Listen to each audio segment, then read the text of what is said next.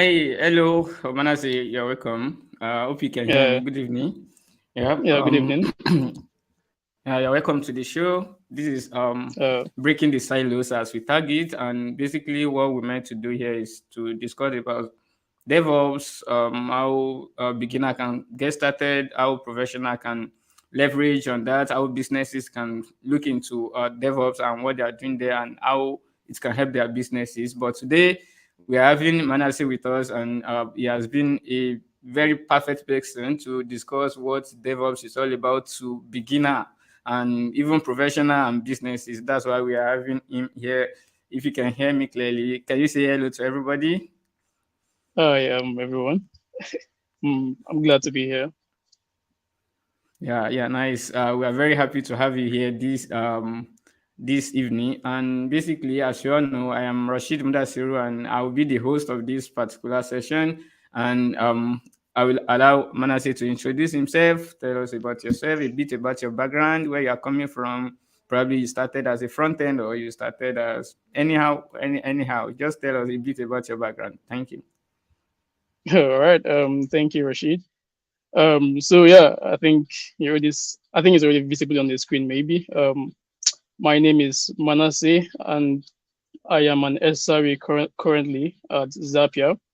So Zapier is an automations company that help companies automate their tasks or some of their processes. So yeah, just like a quick step back memory lane. I finished from FUT, Niger State, Mina, and that was where my passion for computer and um, like the whole journey into the SRE began. I'm a computer engineering graduate, and I would say my journey into this whole tech space started as early as 200 level when we were introduced to C. And I think from there, like I started like working on C and playing around with C, then transitioned into C++, then played around with C++ a little bit before moving into web. So from web, that was where I think the main thing happened because I went and did like my IT with a company in Abuja, and I was a full stack developer then. I was on Python then, and that was where like I met like the company's sysadmin at that point. And we had an interaction and everything. And after a while, I realized, I mean, this guy's work is really, really cool. I want to like know more of what he's doing. He was handling like the company's deployments. He was the one in charge of, rolling out releases and making sure everything about the company was up. The guy's name is Frank, and so I think that was where like the whole DevOps journey fully started. That was in 2019, I think, yeah, 2019. And yeah, after that, I started like moving into DevOps, like more like I started like looking for a path in DevOps, and uh, I was reading up resources. I was like studying and all that, and I came across an internship by from Demos. So yeah, I think Demos is a big part to my career. Demos gave me like the platform I needed to learn to grow as a DevOps engineer, and that was where I think most of my experience and most of my solidifying as a DevOps engineer like began and like more like took place. So I think the Demos team was really really helpful. It was Demos is if you don't know Demos is a DevSecOps company. That means they are fully DevOps and SecOps. So yeah, and being in the midst of very awesome engineers was like really really it was a great experience for me, and it like helped me like move on in my DevOps journey. And here I am today, yeah, a Zapier DevOps engineer. Yeah, that's a very nice story. Looking backward, talking about your C programming classes in school, EET 224 something like that back then. So Yeah. we'd be like, we'd be like, okay, what's this? And we have some students taking it now. They'll be like, what are they talking about? We don't even need all these things. But then thank God you are here this evening telling us that okay, we can still need to put more efforts. Definitely everything will come up or come together and the end so that we'll grow and be wherever we want to be in the end. So thank you so much for that. And that is a bit of the story. Like I was just when I was listening to you, I was like, okay. When I was in my IT, it was then I was introduced to Frank, and I know it was. I was like, okay, we can still get there. We are coming. All right, Yeah, obviously. basically. All right. So one of the main reason why we are here today is just to discuss DevOps basically, and we know how you get to that place, how you started, but then we'll dig deep on that as we move ahead basically. But then I would like you to start from the scratch for us. Let's assume I don't know anything about DevOps. That's how people walk up to me. I attended nothing less than as a speaker, I attended nothing less than 6 7 DevFest last year 2022. And after my talk like this, people will come to me and be like, okay, you talk about observability and monitoring. Okay, what's DevOps itself? Like, we did not get it very well when you are trying to explain on stage. So I want you to do that for us. Explain to us what DevOps really means. All right, cool. So DevOps is, or more like, instead of explaining what DevOps is, let me explain why the need for a term called DevOps came into play, like in the first place. So initially, like I think like early times when developers were still like rolling out softwares, you would come into a company and then you realize, okay, this developer builds a software. This developer is also responsible for maybe going into the server and then doing all the whole process of deploying that particular software. So they were okay, and then we realized that okay, instead of having developers to concentrate on both, writing their code and releasing software, why not we um, outsource these duties of deploying the software to another set of people? So I think that's like a very brief summary of how like the whole DevOps career came in. So instead of having developers to like build and push, you now have developers just build. You now have a separate set of people whose primary role is to make sure that whatever the developers have done would be like built, pushed, and deployed, and also make sure that whatever is deployed is reliable. People can access it. People can like and interact with whatever the developers are building. The primary role of every software is for people to use it. So a DevOps engineer practically is someone that cuts that journey short between the person that is building the code and the person that is accessing it. So that's like briefly what DevOps is. But that's brief. But if you dig deep into it, there are like lots of journey, like lots of there's a lot of things involved, from building to like pushing. So that's where you see things like CI pipelines come into play. I'm not sure if we want to like deep dive into all of this, but practically, I just want us to understand why DevOps engineering like came in as like as a path, and the full meaning, if for those that don't know, is developers operations. So it means a DevOps engineer practically is a developer.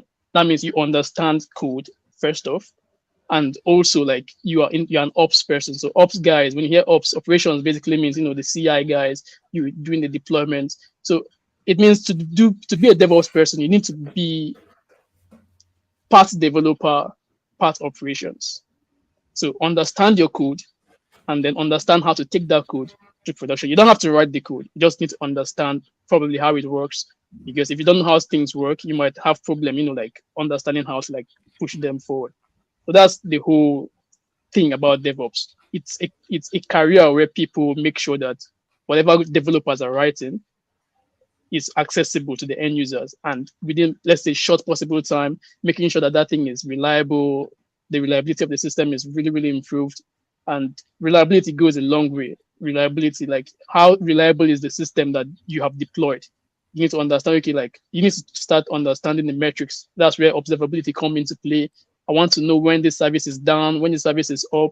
I want to know what action I would take when so and so things happen. Okay, we are scaling up to 1,000 users. How do we make sure that each 1,000 user can access this service the same way the first user is accessing it? So all these conversations start coming into play, because that is your primary role there. Your primary role is to make sure that that code is accessible to every member of every part of your user base. So yeah, I think that is like a brief summary of Exactly. I DevOps.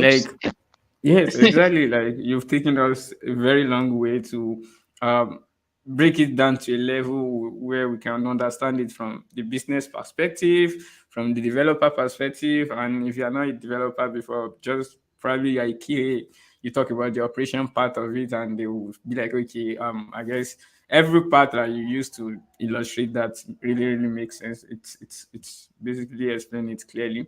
But then before we move on to the next question, we can just look into, okay, we said DevOps, and some people do call themselves SRE, as you mentioned while you are making an introduction about yourself. So, is there any difference between SRE and DevOps engineer, on cloud DevOps engineer, or something? All those names. What do you have to say on that? So just like software engineering, if you look at how the title has progressed over time, you probably see like the early guys who call themselves, okay, we are all software engineers. Now you begin to see people say, okay, this guy is a back-end engineer, this guy is a front-end engineer. It begins to get more and more specific over time. People try to like make sure it is more specific as time moves on. So that's the same thing with DevOps. You understand? So with DevOps, the title is beginning to get refined over time, even though they still refers to like the same base career, like the same base role. So when you hear DevOps engineer, some companies choose the word DevOps, some choose the word SRE, and it's almost the same thing. Some people use production engineers, like Facebook uses the term production engineers, Google uses SRE, and I'm not sure if Amazon uses DevOps or SRE, but I'm not really sure what they call this.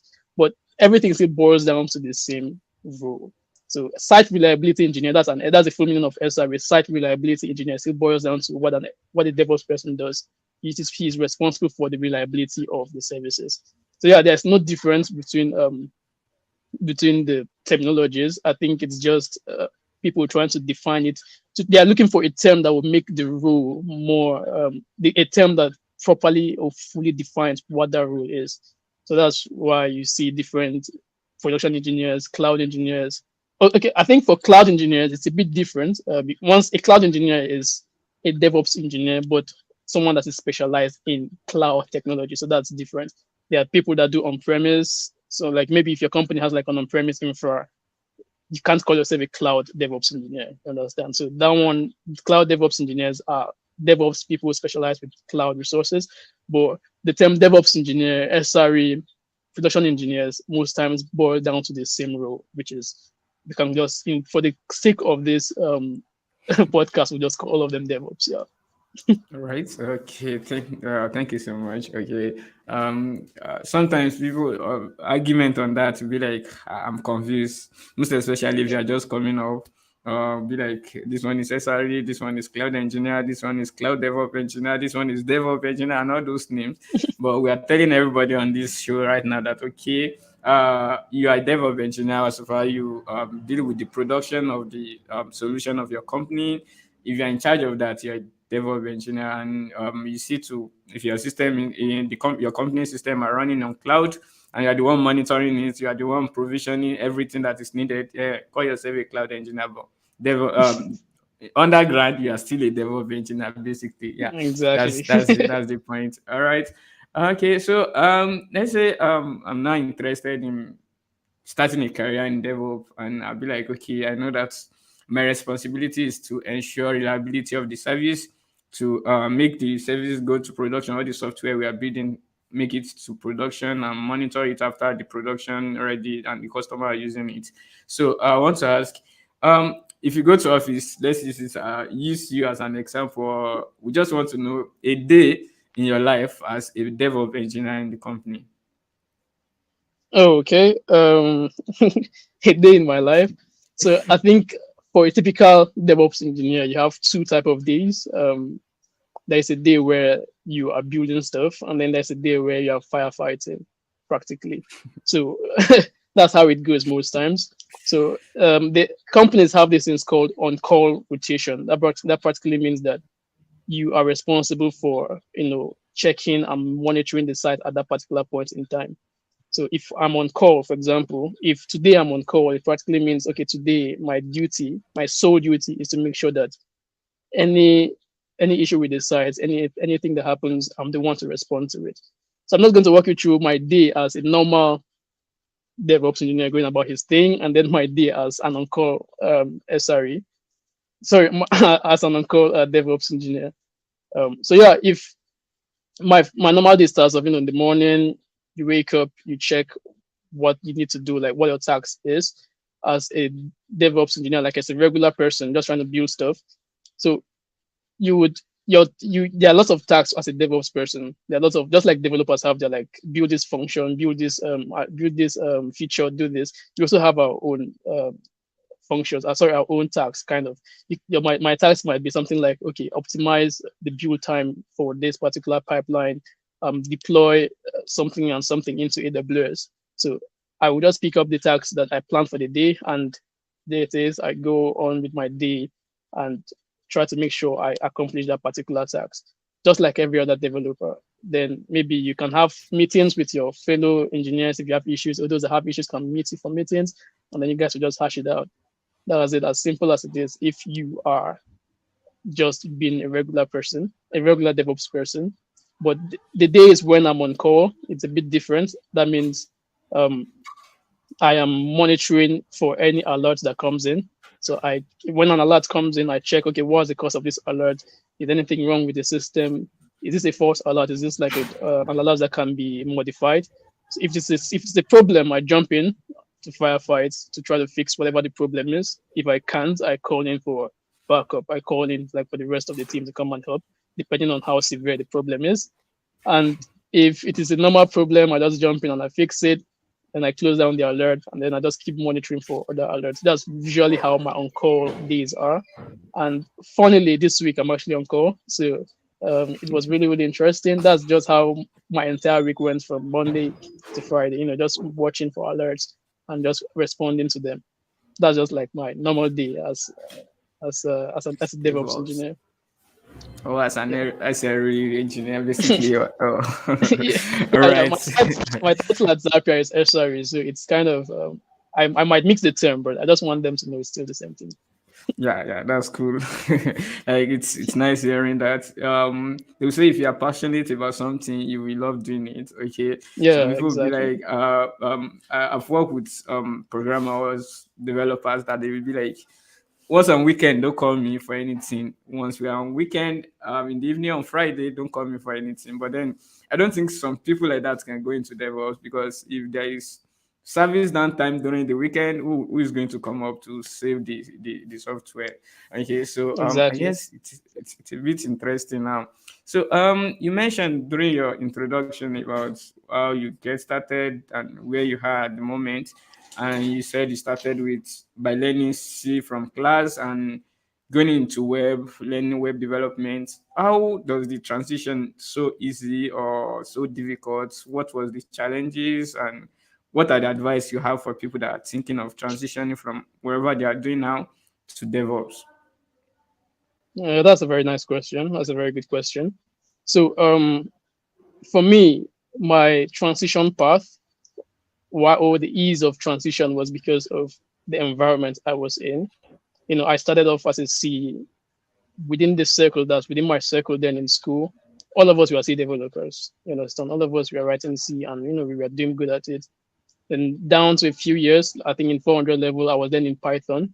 My circle, we were also writing Python and doing some full stack thing. But when I went for IT to eHealth, that was where I got an environment where I could fully experience, another path outside just being a full stack.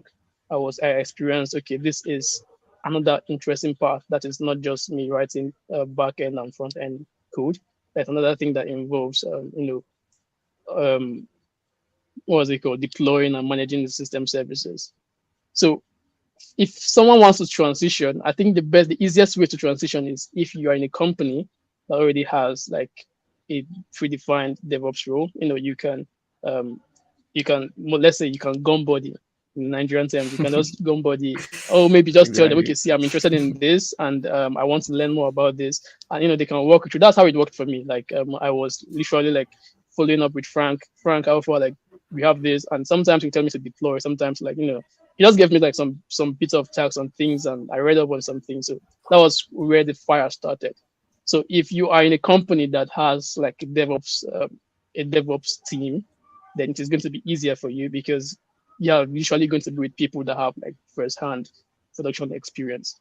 But if it is for someone that is just learning, let's say you're just learning on your own as a developer, I must admit, like personally, I think it is not easy to learn DevOps without like having like the full production experience. I must admit that part. But if you're looking to migrate from where you're learning, then I think the best thing to do is to look for a course that would give you the path, because those people that work in a company that have like DevOps team will have the DevOps people telling them, okay, this is this and this and this and this is what we do. And one thing I should point out again is that DevOps processes differ from company to company. So when you move from one company to another, you might see that the processes have changed, but not the core principles, just the processes. For example, I think when I moved from Demos was heavy on Google Cloud and GitLab, and then coming to Zapier is more of AWS and okay, and still GitLab CI. But when you move from company to company, the things might differ. But when you get like, but the major thing is the processes are the same. Like, sorry, the core principles are the same. CIs, pipelines, monitoring, and observability. Everything is the same. Just the way they do it. So if you look for a course that sets you on a particular path. So, for example, are you looking to do AWS? Are you looking to do GCP? Are you looking to do Azure? Or are you looking to just learn on your local system using just Minikube and Kubernetes? So look for a course that sets you up on this path, and then go with that course to the end, and try to like play around with stuff, and if possible, if you can get somewhere that will give you concrete experience, then jump on that wagon, and that's like how you switch. Nice. I guess one key thing that needs to be noted at this point is get a structured learning path, a very structured learning path, and stop Yeah, jumping from a course to another course, from one course to the other. Just make sure your learning is structured and you'll be able to do it. And there's this popularly known website, or yeah, where you can check the roadmap of what you need to learn generally. And if you are following a course and that course is following the same thing, it will be very easy for you to navigate and know what to learn and what to not learn at a particular point in time. So just get a structured learning material and follow it step by step. Is the gist that we are giving you right now at the moment. exactly, So exactly. basically, I guess, do you have any resources that you feel like, okay, you learn from, you may not have resources because you not learn from learning from resources. You learn from practical example, like from the person that is doing it, showing you things. But then, at some point, do you have any resources you think of sharing with us? Be like, okay, you can check out this and check out that, just to have a structured learning. All right, so I think one place that always points people to that come to me that they want to learn DevOps is to go to that roadmaps.sh website. I think that's probably the site you were talking about. So roadmaps.sh/DevOps.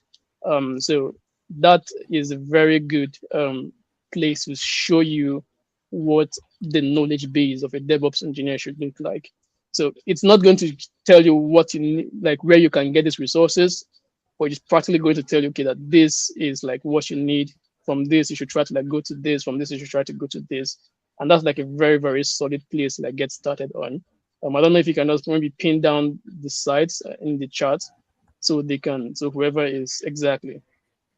So this is a very, very good resource.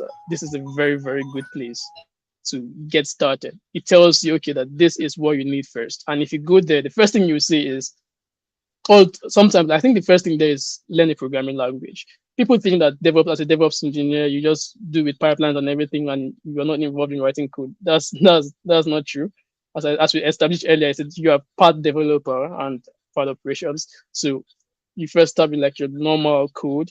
You can start with any language you want, and then go through the steps that is listed there.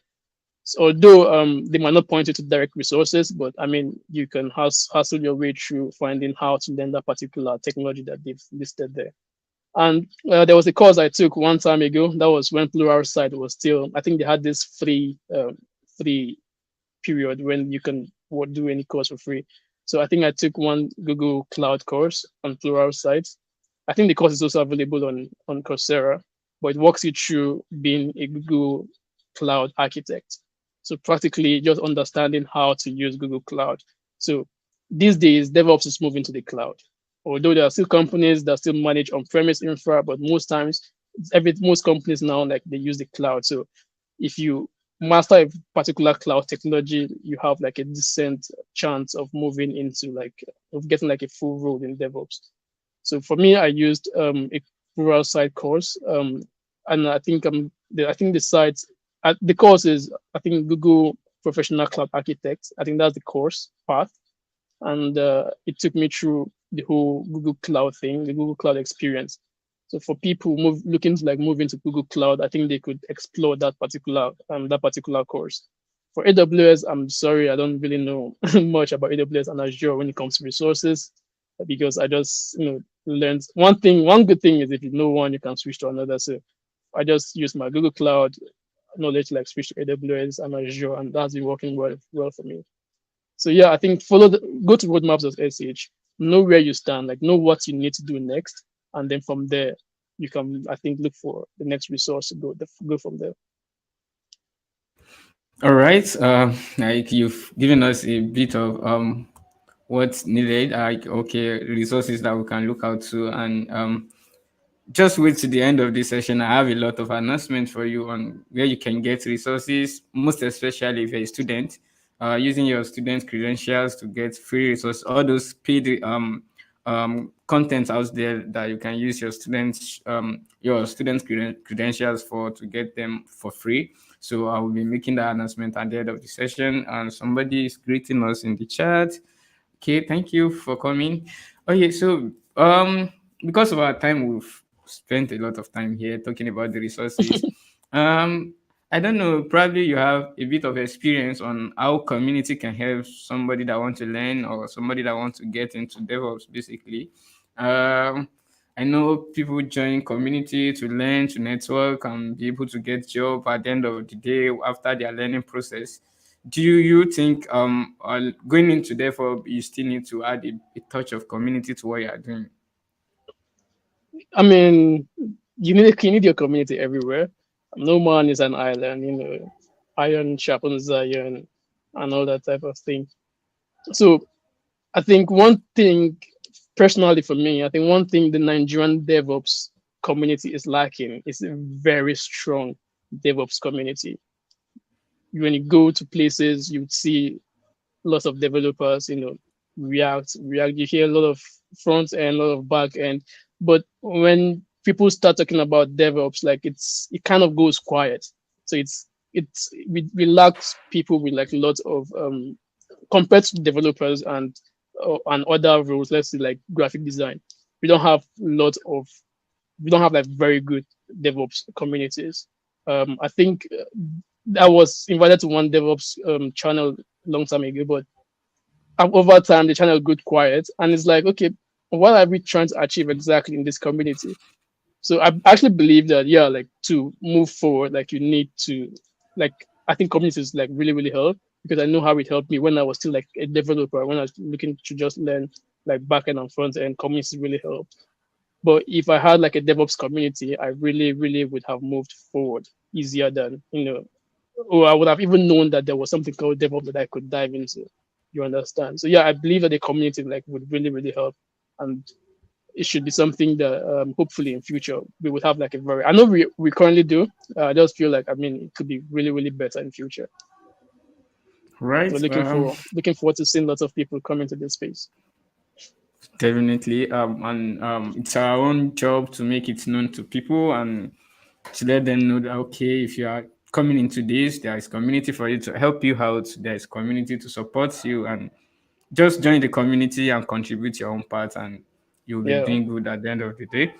Yeah.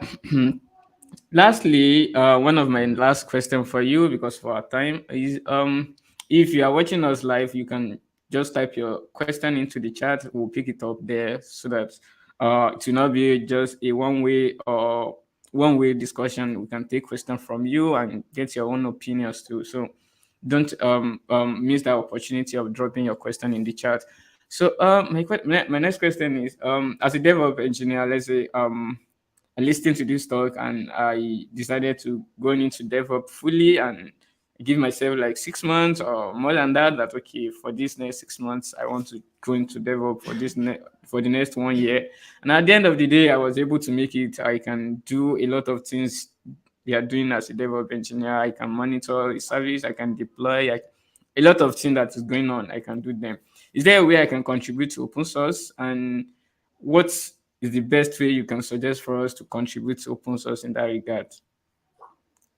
That's a very good question. That's a very good question. So I think the DevOps open source is always a very good thing, a very good thing. So in fact, I think when I was interviewing for Zapier, they actually picked up on my open source activity, and it was quite impressive because it was related to some of the things that they were doing within the company. So yeah, open source is a really good thing. As a DevOps engineer, don't sleep on it as well.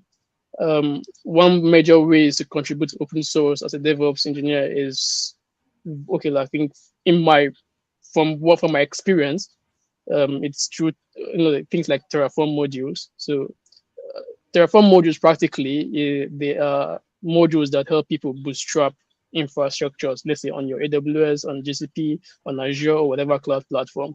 So if you have experience working with, if let's not let me not say if you have experience, but if you've worked with them and you see that some things could be better, one good way to do this, or one good way to do this is to go to the popular Terraform modules and make contributions. You can write out your own private Terraform modules to help you do stuff, and that's one popular way to like build your open source resume as a DevOps engineer. The same thing as good as Terraform. So just as Terraform modules are, there are also Ansible roles. If you are into Ansible as a DevOps engineer, you can also like make open source contributions in Ansible, write your own Ansible rules or contribute existing ones. And if you are really, really solid and you know your onions, you can contribute to some of these big open source projects. There are a lot of open source projects on what's it called on GitHub. Kubernetes is an open source project. If you can contribute to Kubernetes. Um, uh, Argo CD, depending on what you want to contribute to, depending on the tool you are learning. Terraform is an open source project, or most of this they're open source projects, so you can actually contribute to them, and don't shy away from writing your own open source tools. There was a tool I wrote one time. Even though I didn't finish it, the tool was just practically supposed to help me clean up my AWS resources. I was trying to write it in Go. So the thing is, I didn't even finish it, but it gained recognition while I was interviewing for my role. They were like, "Wow, that's quite ingenious for you to write this."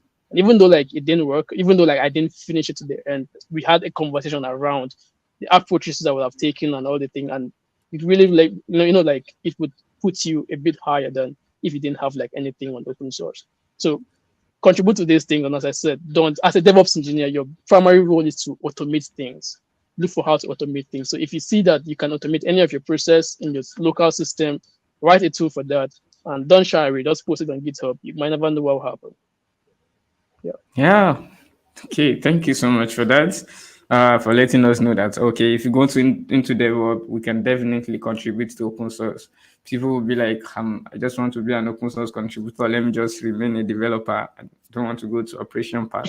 So basically, basically, if you go to operation, there are a lot of resources there you can contribute to.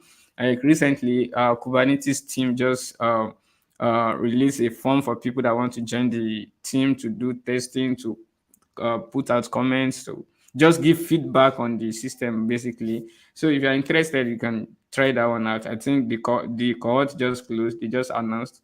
On a side note, I applied, it did not pick me, but then we still continue contributing, and as we progress, contributing to open source out there, they will definitely give us what we need, and we can talk about it anywhere. That imagine saying I'm an open source contributor and I've contributed to Kubernetes. People will listen to you to say, okay, it's like you know what you are doing. Probably you are being interviewed for a particular job, or you are giving a talk outside there, definitely people will know that you really know what you are doing. So just go out there, check out any open source projects that you are using, try to make it better than what they have at the moment. It may be creating content around it, it may be helping them out on the documentation, anything that you think needs an improvement, just go ahead and do it. And they will definitely appreciate you from doing that.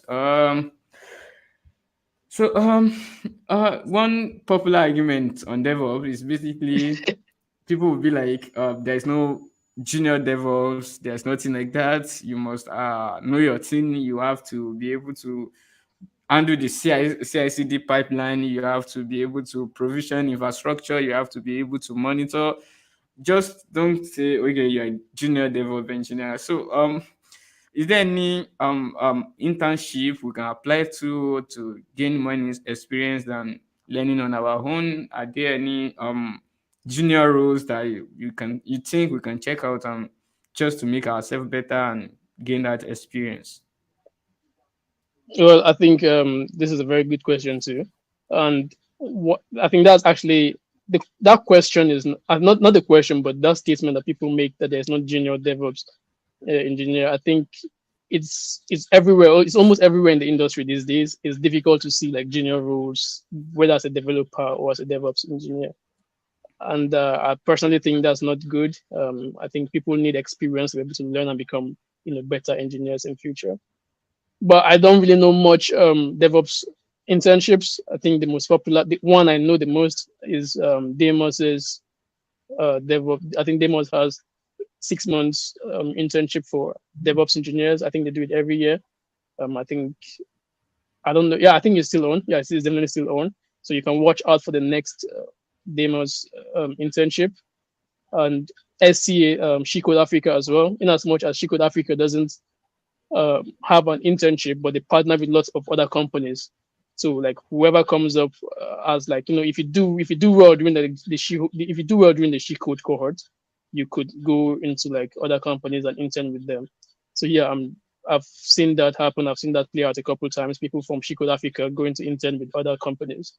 And so yeah, I think that's a path for people. And if you're a guy, you obviously you can't go to She Code. So I think you can watch out for maybe like the Demos internship and yeah, those are the two ones I think I know for now. I'm not really sure about other companies and how they do their internship programs. Yeah. Yeah, thank you for that. We'll definitely check out Demo's internship and be like, okay, let's be part of the team. And I guess one thing that Google also do is they do accept internship for people that know their way, or just go to their career site and apply. That should be some of the announcement that we'll be having at the end of this show. Um, Lastly, we've been talking a lot about getting into it to talk about community, and at this point, I will like to do a shout out to you, the community, you and your mates, or you and your how should I put it? You and your colleagues built back then when you're on campus. The community is still on. I put me in a developer circle. We had a lot of things you guys did back then, and definitely we are reaping the what you saw for us at that time. So we appreciate on behalf of everybody part of that community. I'm using that medium, this particular medium, to appreciate you guys for what you've done for us. So basically, let's just look out for community, just a way to support others, to help others to learn. Like I can say there's nothing I need, and I'll be like reaching out to anybody. I will now find it difficult to reach out. If I need DevOps, I have Manasseh. I will reach out to him like, okay, this is the issue. These are the thing that we need on DevOps, and they are readily available for us to answer questions. We have people that are doing ML, everything that you think of. Just find a community that will help you out on that. So my last question for you is, what do you think would be your final thoughts for us, your advice, and what you think should be our next step at the end of this show? So you mean to you as the organizer or to my listeners? Who am I talking to? Listener, like the person that is getting into DevOps, your final thoughts for those persons. Yeah. So I think my final thought is not just going to be to people looking for future in DevOps, but I think in development in tech as a whole. So nothing good comes easy, and this is a journey. It's not a sprint; it's a marathon. I see people start off with fire, and then 2 3 months give up, 6 months they give up, 1 year they give up. I was in tech for as long as from I was doing tech from as 200 level, 300 level, 400 level, 500 level. I was in tech, so that's like 4 years. I was just playing around with things, gaining experience, and it started paying off. Let's say when I left school, like properly. So, in as much as you think you see tech as a very very profitable future, don't just assume it's going to come very easy. You need to like keep grinding, keep doing your thing, keep learning. We learn every day, keep learning, and then you keep moving, and eventually, and I'm very sure one day you're going to be sitting and you're going to be satisfied with how far you've come and what you've achieved yourself. So yeah, don't give up. I think that's my last food for thought. So don't give up. That's the takeaway. When you get out there and you feel like probably you need a task or you need to complete a project for the course you are following, you feel like I'm not doing it again. Manasseh is telling you that you should not give up. Exactly. They will say that you try other you go for something like go home, try other or go home or something like that. So Go basically hard or the go point is home. though go hard or go home. Thank you. So if you don't want to go home, you have to go hard and you should not give up. Don't give up. Basically, that's the final thought from Manasseh. And let me make some announcements. And first off, before then, I will really appreciate Manasseh for coming for us and telling us a bit about DevOps. And we know definitely when we are going to be having another show, it will be very available for us to talk of practical things that we need to discuss. Bear in mind, this show is not just only one show. We'll be having it in series. This is the episode one, and the next episode will be like how we can navigate the ocean of learning because we know learning is not easier. We talk about joining community, contributing to open source. Definitely, we'll still be here to help you out more, and we'll be definitely just subscribe to the channel and turn on the notification bell. You would be able to get notification when it's this show is coming up basically. So what my first announcement for you is a Microsoft Learn program. Microsoft is giving out certification for everybody that is interested in learning cloud if you're a student, and I'll be adding the link to that in the description of this video. So when you are watching this video after this show, you'll be able to see the link. And there is AWS Academy. If you want to focus on AWS, you want to learn AWS, there is a platform for that to learn, and it's being built by AWS team, and you can check it out at the end of this show.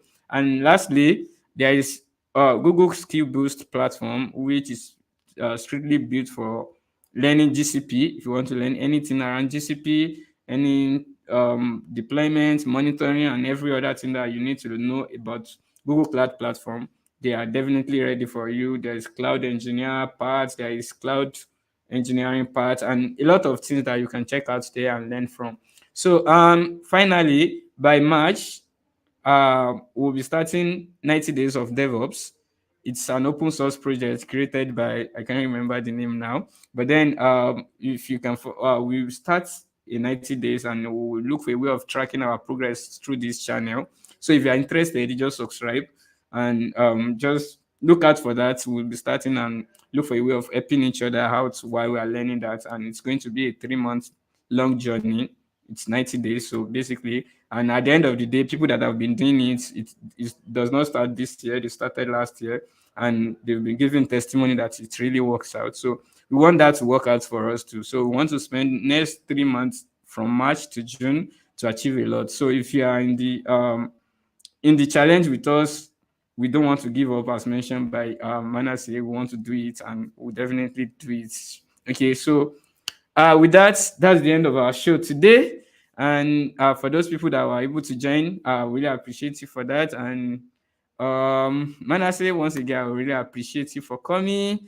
It's nice hearing your voice today. It's been long. We talk on phone or speak together, only chat. But it's cool hearing your voice today. So Really appreciate you for coming. You can say bye bye to everybody as we come to the end of the show. Thank you. Uh, all right, bye everyone. The pleasure is mine. All right, bye. Bye.